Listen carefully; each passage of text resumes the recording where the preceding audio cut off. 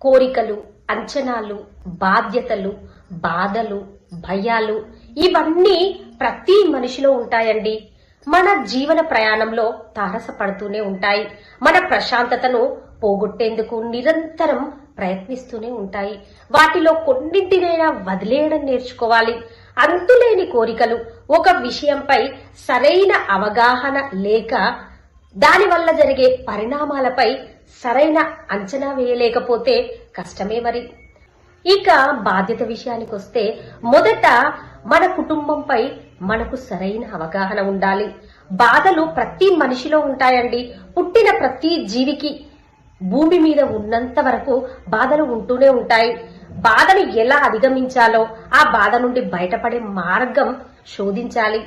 బాధపడుతూ ఉంటే ఏ problem solve కాదండి.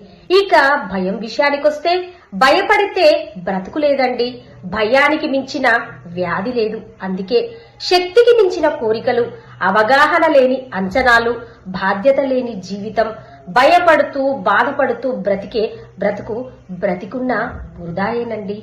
నిజమే కదా? దీనిపై మీ అమూల్యమైన కామెంట్ ని తెలియజేయండి ఫ్రెండ్స్.